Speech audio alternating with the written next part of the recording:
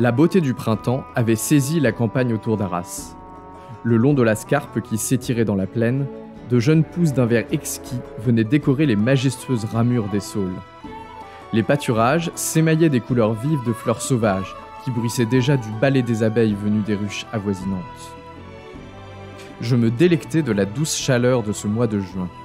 Après la tension que j'avais vécue depuis mon retour de Langres, le calme retrouvé de ma vie me semblait le plus précieux des trésors.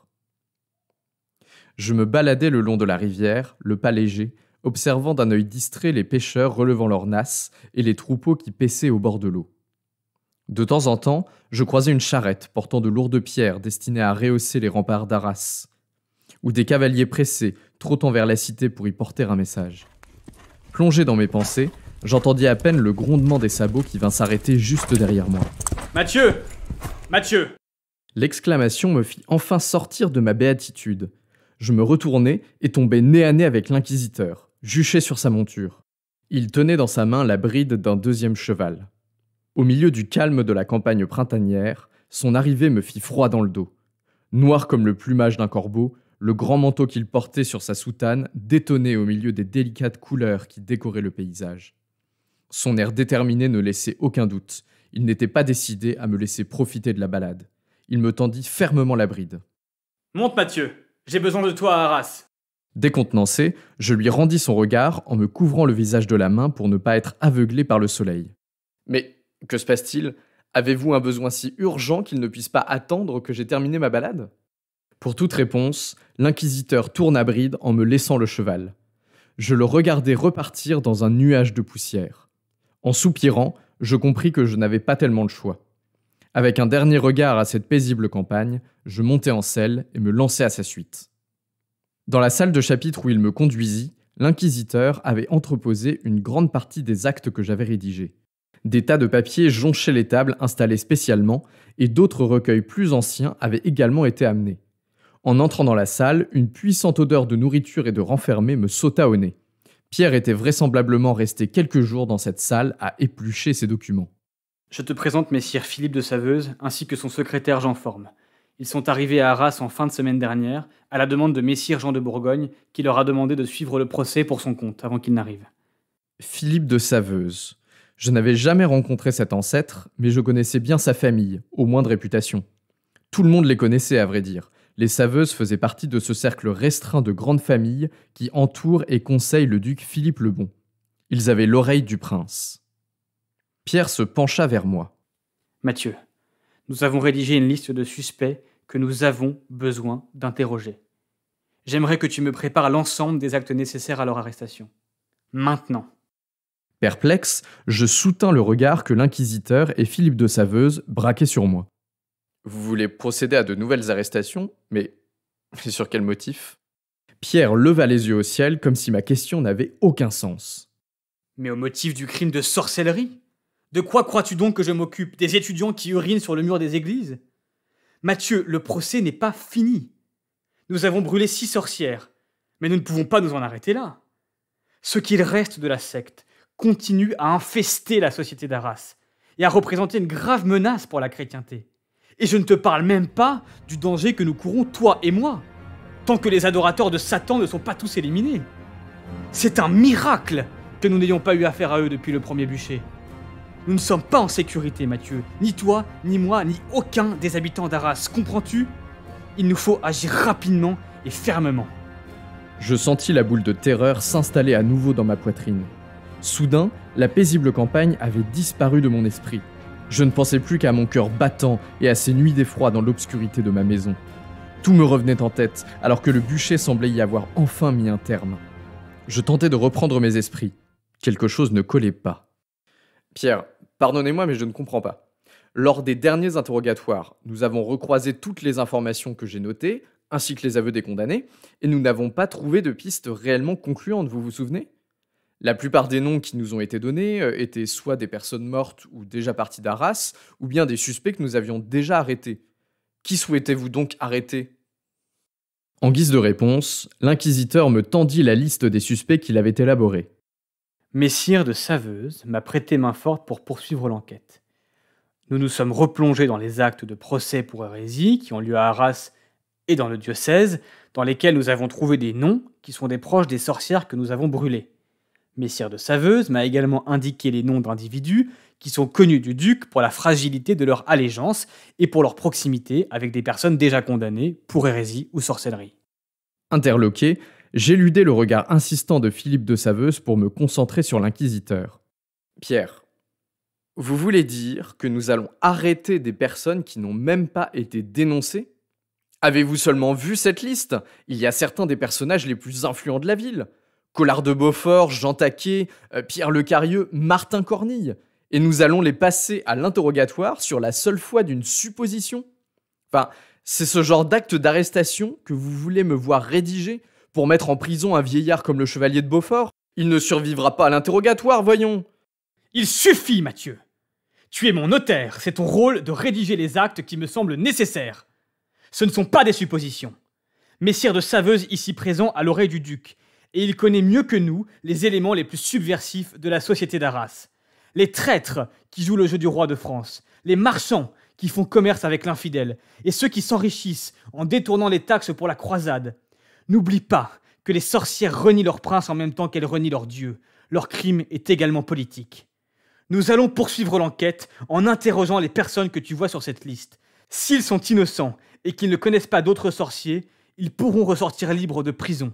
Mais si le diable est en eux, ou même si nous avons le moindre doute sur la véracité de leurs dires, nous ne les lâcherons pas tant que cette suspicion demeurera. Nous sommes en guerre, ne le vois-tu pas ? Nous sommes en guerre contre le diable, nous sommes en guerre contre son armée.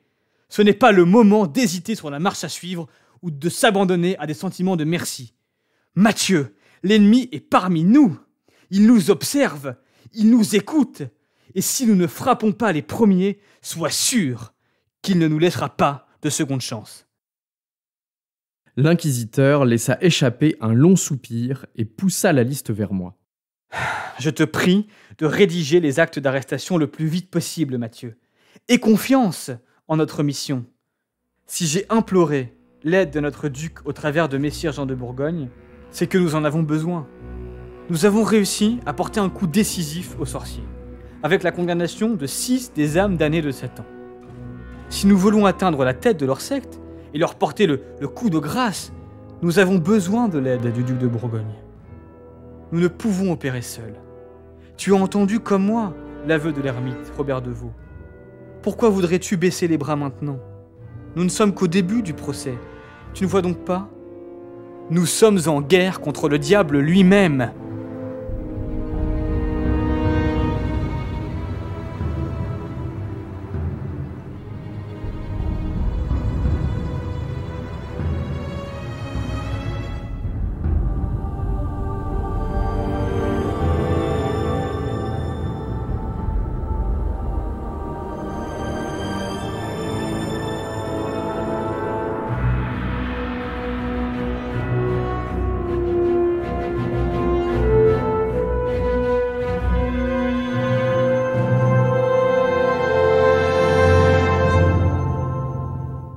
Dans les semaines qui suivirent, la cité d'Arras fut témoin d'un impressionnant coup de filet. Brandissant les actes que j'avais rédigés de ma main, les hommes du duc procédèrent à l'arrestation de plusieurs des plus hauts dignitaires de la ville. Certains des échevins d'Arras, de grands financiers, et même le noble chevalier Collard de Beaufort furent sortis de leur maison et traînés par les rues vers les cachots de l'évêque. En tout, l'inquisiteur fit arrêter 23 suspects. Les cellules existantes n'y suffirent bientôt plus, et certains vicaires acceptèrent d'accueillir des accusés sous bonne garde dans des maisons qui leur appartenaient. Le palais de l'évêque devint une véritable fourmilière, grouillant d'hommes du duc, d'officiels de l'évêché et de notaires. Pour les bonnes gens d'Arras, la situation était inédite. Jamais cette paisible cité prospère n'avait assisté à une telle agitation, ni à un tel déferlement de violence. La sorcellerie, qui avait pourtant connu une spectaculaire publicité avec le bûcher du mois de mai, n'était restée qu'une rumeur parmi d'autres. Avec l'arrivée des hommes du duc, elle devint le sujet de conversation principal. Autour des tables dans les tavernes, dans la moiteur des étuves, sous les arcades où les négociants concluaient leurs affaires, dans les chuchotements qui s'élevaient durant la messe, partout, On entendait bruisser la rumeur de cette vaste opération inquisitoriale qui semblait viser la société tout entière.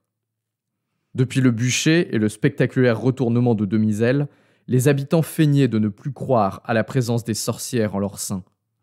Peu semblaient encore convaincus que l'inquisiteur agissait pour les protéger et que l'arrivée des hommes du duc était une nécessité face à la menace du démon.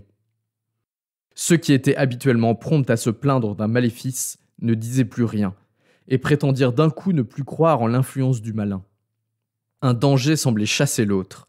Les sorcières menaçaient de leur prendre leur âme, mais la poigne du duc était une menace bien plus immédiate pour leur indépendance. Les jours passaient, et à mesure que les arrestations se succédaient, la rumeur enflait encore et se faisait plus dure. Malgré le soleil radieux qui inondait la cité, une ambiance pesante, étouffante, régnait derrière les remparts. J'entendais dire que, de peur d'être accusés de sorcellerie, certains négociants n'osaient même plus quitter Arras et se voyaient forcés de repousser leurs affaires. Les rares voyageurs qui franchissaient encore les portes de la ville rapportaient que les marchands désertaient la route d'Arras et ne voulaient plus y séjourner. Comme rongée par la maladie, la cité se refermait sur elle-même, enveloppée dans son manteau de soupçons. Préoccupés par la situation, les échevins demandèrent au vicaire de prêcher en faveur de l'apaisement. En chaire, chaque dimanche, les officiels du diocèse se succédaient et usaient de tout leur pouvoir de conviction pour expliquer la grave menace que faisaient peser les sorcières sur la communauté. Ils s'arrachaient la voix à vanter les avancées de l'enquête et à souligner la nécessité du procès. Peine perdue. Sitôt que la messe était terminée, on retrouvait sur le sol de l'église des pamphlets et dessins outrageants présentant le tribunal de l'Inquisition sous la forme d'un monstre dévorant aveuglément tous les habitants qui lui tombaient sous la main. Sans donner foi à la rumeur, je devais bien reconnaître que mes certitudes avaient été ébranlées par l'arrivée de Philippe de Saveuse. Avec lui, la chasse avait incontestablement pris un tour politique. Collard de Beaufort, par exemple, appartenait à une famille rivale des Saveuses. Tout le monde le savait. Pierre Le Carieux et Martin Cornille avaient tous deux fait fortune au service du duc, avant de tomber en disgrâce. Dans cette cité frontalière, nombreux étaient les bourgeois qui avaient des sympathies françaises ou faisaient de fructueuses affaires dans les territoires français tout proches. Toutefois, je ne voulais pas croire que l'inquisiteur puisse sciemment envoyer au bûcher des habitants d'Arras sur de simples motifs politiques. Comme Pierre le disait lui-même, nombreuses étaient les voix qui jetaient les mauvais chrétiens dans les bras du diable. Jalousie, désir de gloire et de richesse, volonté de vengeance contre un ennemi, les sorciers avaient de bonnes raisons de rendre hommage au maître des ténèbres. Nous ne pouvions pas traquer le crime lui-même, tant le diable était expert pour dissimuler et cacher ses adeptes au sein de la société. D'autres crimes ou délits pouvaient par contre mettre l'Inquisition sur la piste. Une allégeance fragile, une trahison politique ou un désir de supplanter une famille plus puissante ne pouvait-il pas être un premier pas vers la sorcellerie ? Pendant que je me questionnais, les interrogatoires se poursuivaient. Collard de Beaufort, le chevalier qui allait fêter ses 90 ans avant son arrestation, avoua au bout de 3 jours qu'il avait bien participé à des orgies organisées par le diable en compagnie d'autres sorciers. D'autres bourgeois passèrent aux aveux et confessèrent des crimes similaires, avec force détails sur l'aspect du diable et sur les pouvoirs qu'il leur avait conférés. Jour après jour, l'affaire prenait de plus en plus d'ampleur. Elle en vint à enfler à tel point que l'envergure du complot en donnait le tournis. De proche en proche, j'inscrivis des centaines de noms de sorciers potentiels ou de personnes ayant eu des relations privilégiées avec ceux qui avaient avoué. Nous traquions une lèpre quasi invisible, diffuse. Tels des chiens de chasse, nous gardions l'œil rivé sur le moindre indice susceptible de révéler l'infection. Tout le milieu de la prostitution arageoise se trouva bientôt compromis, et une grande partie des milieux marchands également. La moitié du conseil des échevins tremblait de voir leur nom inscrit à leur tour, une fois que leur collègue Jean Taquet aurait avoué.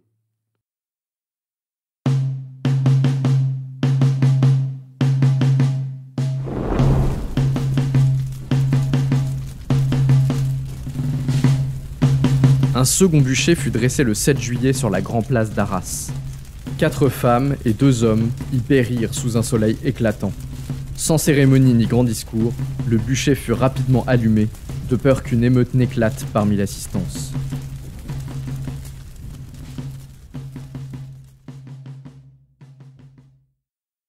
Une étrange mécanique semblait à l'œuvre. Plus l'inquisiteur débusquait de sorcières, moins la population semblait lui faire confiance. Ces 6 nouvelles victimes étaient pourtant la preuve tangible que la chasse qu'il menait avec tant d'ardeur ne révélait pas de la paranoïa ou de l'acharnement. La secte des sorciers était assiégée, peut-être moribonde, et ses membres arrachés des ténèbres pour être montrés sous leur vrai jour. Puis, tout d'un coup, la pression sembla retomber. Au tournant du mois de juillet, le nombre des arrestations commença à décroître. On recommença à voir quelques timides marchands étrangers louer des chambres pour séjourner en ville.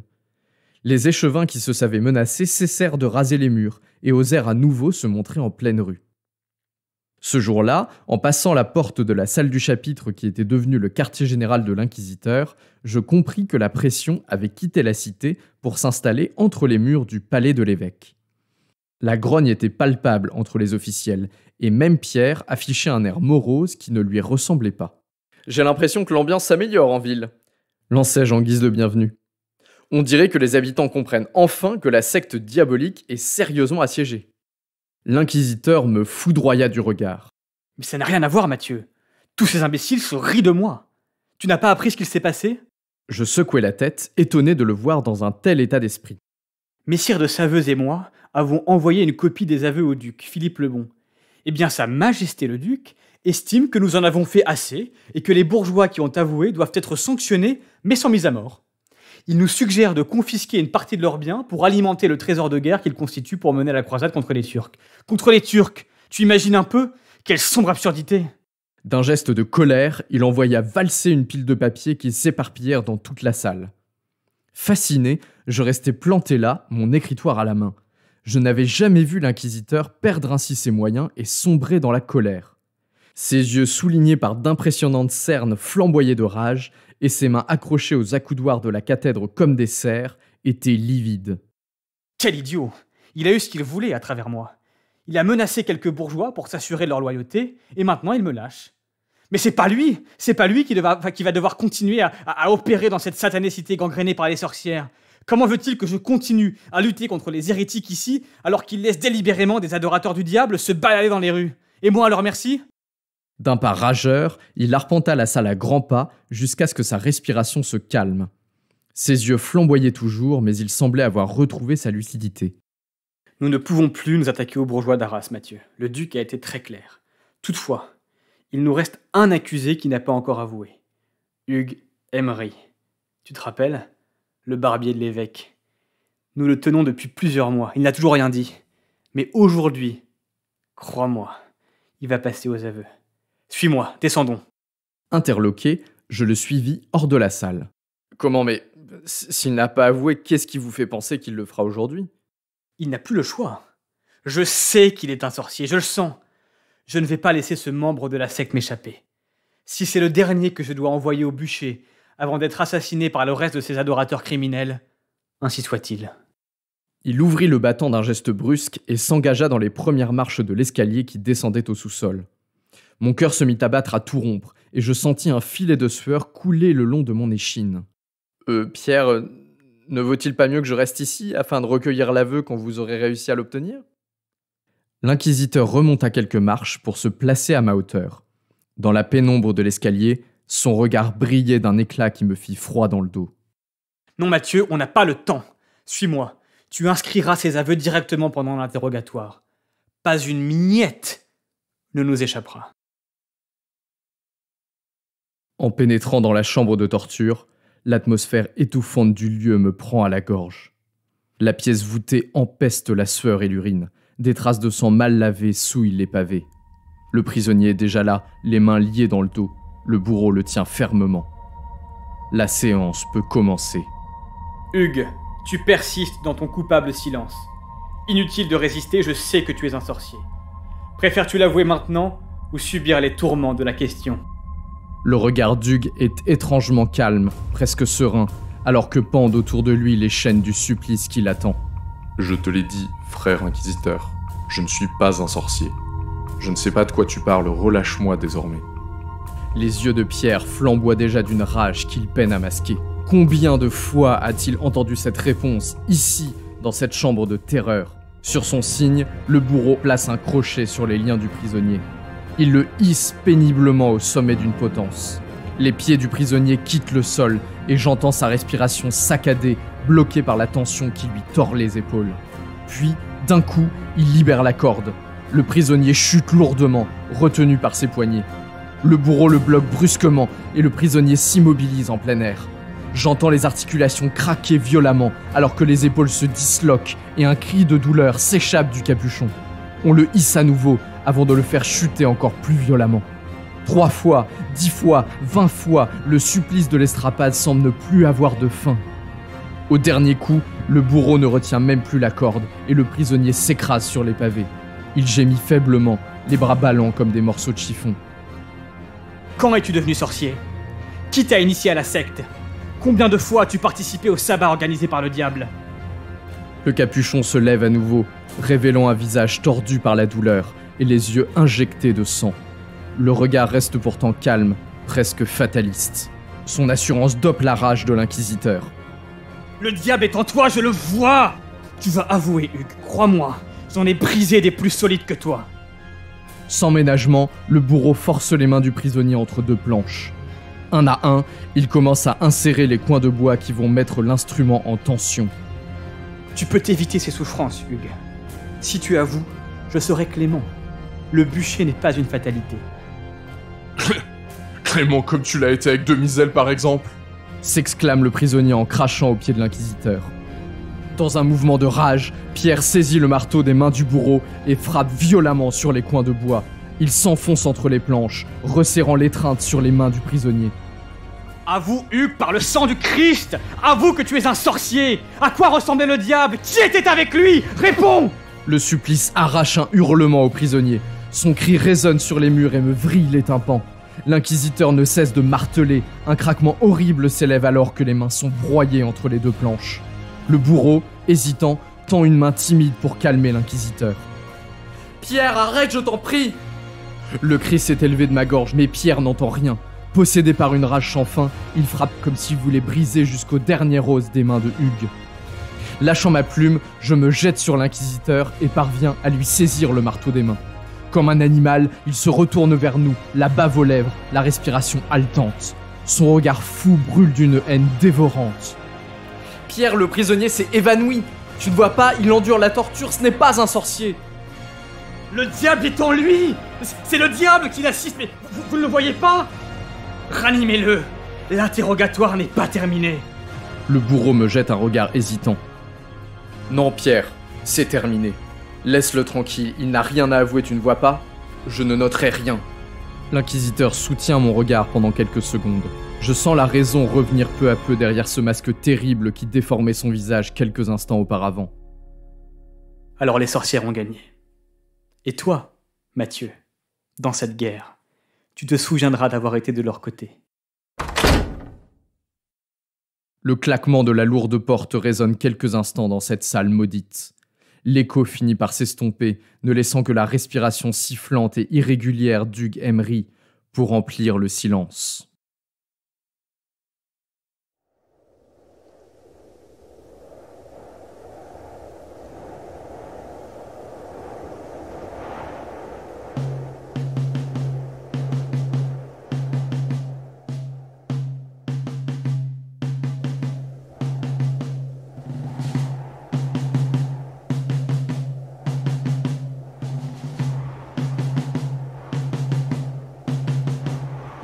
Dans l'air frais de cette fin octobre, le peuple d'Arras s'était à nouveau massé sur la grande place de la cité.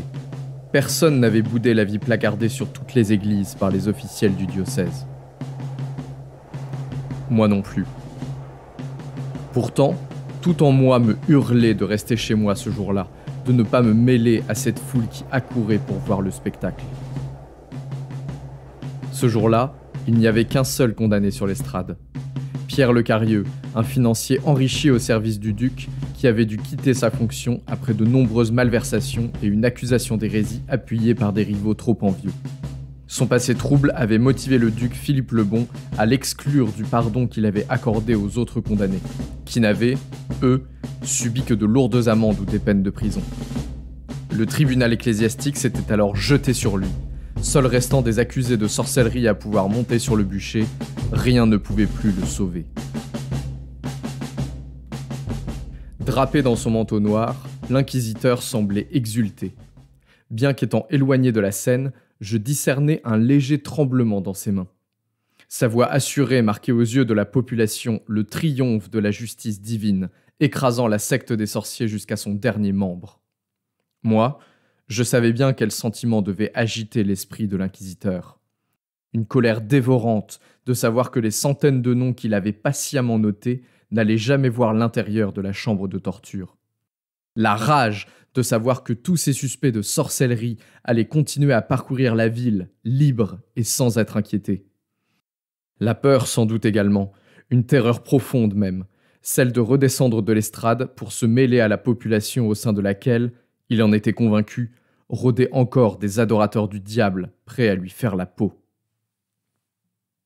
Habitants d'Arras, mes chers frères, mes chères sœurs, Messire Pierre de Quérieux, que vous voyez devant vous aujourd'hui, m'a confessé avoir prêté hommage à l'ennemi d'enfer et s'être plusieurs fois rendu en la Vauderie en compagnie d'autres hommes et femmes. Le diable présidait ces réunions sous forme d'un grand singe noir et Pierre lui prêta hommage en reniant Dieu et son prince.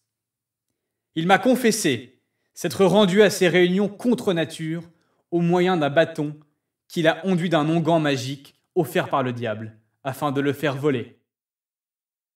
Il m'a également confessé que c'est par le pouvoir du diable qu'il a pu s'enrichir pendant qu'il était au service du duc et continuer à commettre ses crimes de cannibalisme et de sodomie après avoir été renvoyé du service du duc.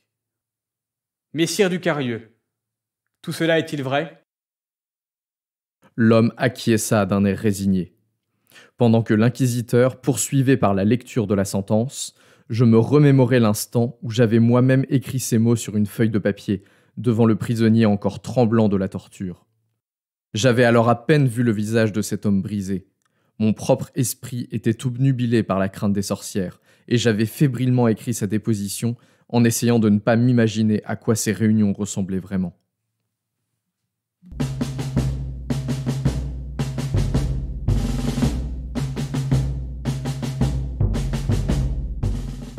Le bourreau lia fermement Pierre du Quérieux au poteau et alluma les brindilles qui devaient faire partir le bûcher.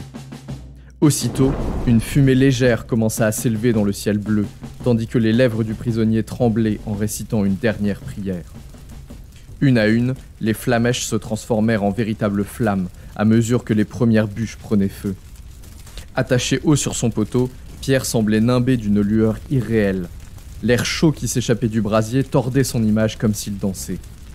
Rapidement, on le vit suffoquer. L'épaisse fumée tourbillonnait autour du poteau, plongeant le supplicié dans un nuage mortel. On ne vit plus de lui qu'une masse informe, éclairée par les flammes qui lui léchaient déjà les pieds. Lentement, la forme du prisonnier s'affaissa le long du poteau. Les flammes montaient de plus en plus haut, et leur éclat brûlait les yeux même des badauds qui ne voulaient pas rater une miette du spectacle. Et puis, doucement, les flammes décrurent, révélant un corps noir, calciné, aussi friable et sans âme que les braises autour de lui. Durant tout le supplice, mes yeux restèrent rivés sur le prisonnier. Dans un effort presque masochiste, je tenais à voir la souffrance que j'avais participé à causer.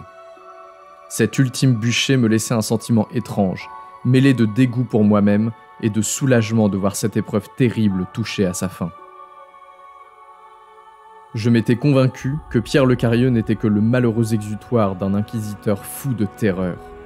Pourtant, je ne pouvais m'empêcher de penser que ce sacrifice était finalement nécessaire pour enrayer la machine infernale que nous avions lancée. Une dernière offrande à cette folie pour clore le procès et sauver ainsi des centaines d'autres personnes qui avaient été diffamées.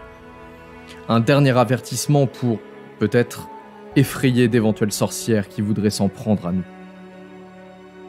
Alors que les flammes du bûcher dansaient devant mes yeux, je ne me faisais pas d'illusions sur mon rôle dans toute cette histoire. Malgré mes doutes, malgré mon attitude lors de cet ultime interrogatoire, j'étais conscient de la part active que j'y avais prise. Déjà, les regards que les badauds tournaient vers moi me laissaient peu de doute sur ce que la bonne société arageoise pensait de moi. La prose que j'avais rédigée était sur toutes les bouches, et bientôt allait venir le temps où Dieu et ses fidèles me feraient payer ma coupable participation au déchaînement de violence qu'avait connu la cité.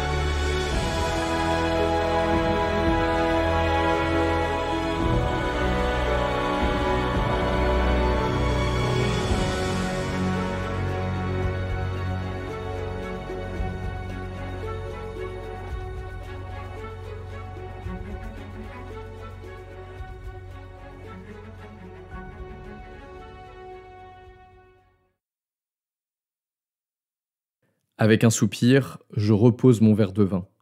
La chaleur de l'âtre et la bonne ambiance du lieu ont presque réussi à faire passer les sentiments amers, remonter en même temps que les souvenirs de cette sombre histoire. Mon compagnon garde le silence quelques instants, comme s'il essaye de s'imaginer à quoi avait pu ressembler cette période dans cette Arras qu'il connaît à peine. Il finit par ouvrir la bouche. « Et que sont-ils tous devenus alors ?» Je lui répondis avec un rictus blasé. Je n'ai plus jamais revu l'inquisiteur après le bûcher. Il ne se sentait pas très en sécurité au sein de la population et les habitants de la cité ne le portaient pas vraiment dans leur cœur. Donc il a préféré quitter Arras et je n'ai plus jamais entendu parler de lui après.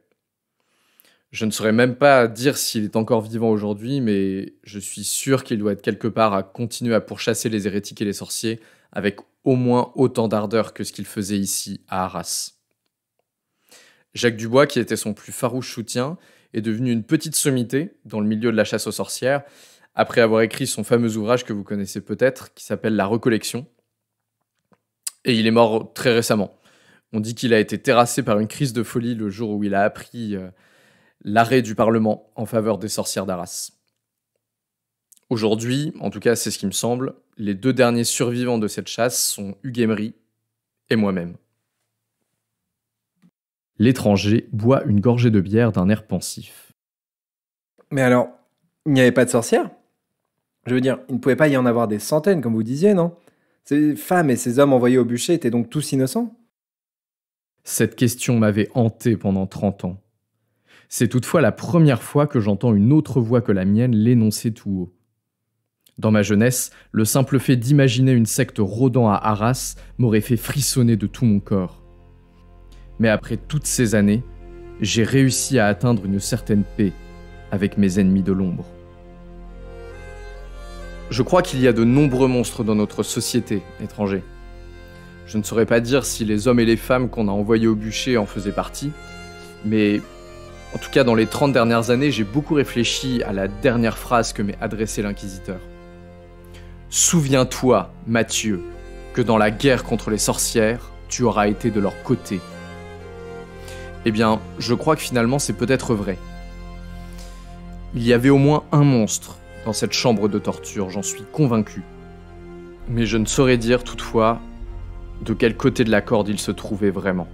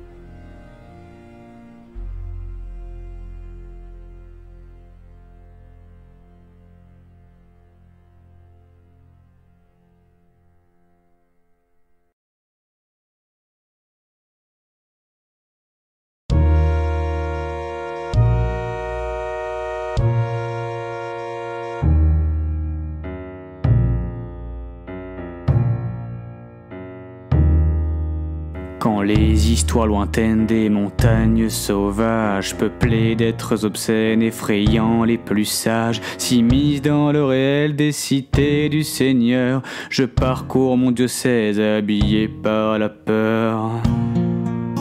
Quand les enfants fragiles, prodigieux de la vie, sont dévorés sans bruit dans le cœur de la nuit, que les bordels débordent de rites sataniques, accueillant le berceau des nouveaux hérétiques.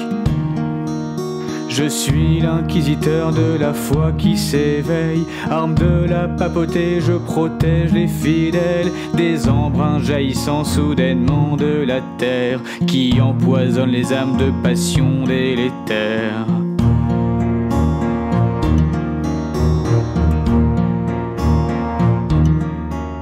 Car l'esprit du malin est une chose redoutable, il s'incruste partout des mendiants aux notables. La société entière est un terrain de sable où se cachent les serpents des rejetons du diable. Je dois donc agir vite, m'appuyant sur l'église, pour convaincre un bourgmestre que pourtant je méprise, de me confier l'appui de la force publique pour lancer l'assaut saint et apotropaïque. Je suis l'inquisiteur de la foi qui se lève, arme de la papauté, je protège les fidèles, j'enquête et je questionne une armée d'apostats qui a le temps et blême se brise devant moi.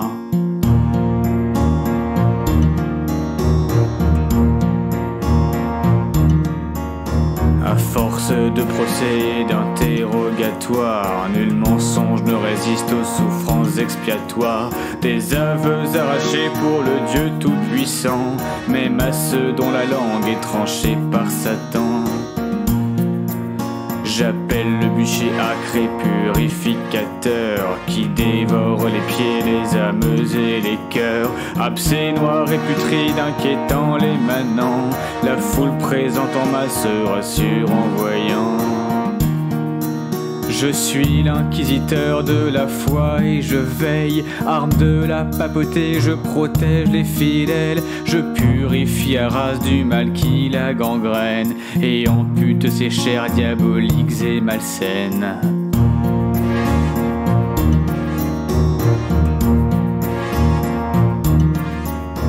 Mais alors que la ville se purifie enfin et que sur les lambeaux de chair le feu s'éteint, les bourgeois du royaume craignant pour leurs affaires font preuve de clémence aux conscrits des enfers.